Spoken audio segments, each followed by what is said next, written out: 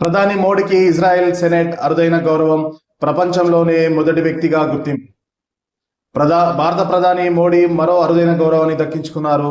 Bharat Israel దేశాల మధ్య సంబంధాలను బలోపేతం చేసినందుకు ఇజ్రాయెల్ పార్లమెంట్ సెనెట్ అత్యున్నత పురస్కారమైన స్పీకర్ ఆఫ్ ద సెనెట్స్ మోడల్ ను ఆయనకు ప్రదానం చేసింది. భారత ప్రధాని నరేంద్ర మోడీ మరో అంతర్జాతీయ అరుదైన గౌరవాన్ని దక్కించుకున్నారు. భారత్ ఇజ్రాయెల్ దేశాల మధ్య వ్యూహాత్మక సంబంధాలను బలోపేతం చేయడంలో ఆయన చూపిన అసాధారణ నాయకత్వానికి గుర్తింపుగా ఇజ్రాయెల్ పార్లమెంట్ అత్యున్నత పురస్కారమైన స్పీకర్ ఆఫ్ ది సెనెట్స్ మోడల్ ను ఆయన ప్రదానం చేసింది. ఈ గౌరవాన్ని అందుకున్న తొలి ప్రపంచ నాయకుడిగా మోడీ చరిత్ర సృష్టించారు. బుధవారం ఇజ్రాయెల్ పార్లమెంట్ ఉద్దేశించి ప్రధాని మోడీ ప్రసంగించారు. ఆయన ప్రసంగం ముగిసిన వెంటనే సెనెట్ స్పీకర్ అమీర్ ఓహానా ఈ ప్రతిష్టాత్మక పథకాన్ని ప్రధానికి బహుకరించారు. ఈ సందర్భంగా పార్లమెంట్ సభ్యులందరూ నిలబడి చప్పట్లతో మోడీకి స్వాగతం పలికారు.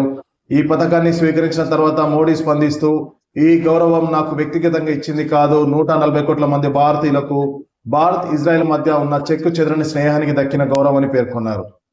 ఇజ్రాయెల్ పాలస్తీనా రెండు దేశాల నుండి అత్యున్నత పురస్కారాలను అందుకున్న అతి కొద్ది మంది ప్రపంచ నాయకుల్లో మోడీ ఒకరిగా నిలిచారు. గత 10 ఏళ్లలో భారత్ ఇజ్రాయెల్ సంబంధాల రక్షణ, వ్యవసాయం, సాంకేతిక, అంతరిక్ష రంగాల్లో ఊహించిన స్థాయికి చేరుకున్నాయి.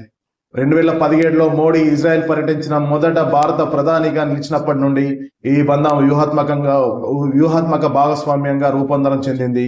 ఇరు దేశాల మధ్య స్వేచ్ఛ వాణిజ్య ఒప్పందం దిశగా చర్చలు వేగవంతమయ్యాయి.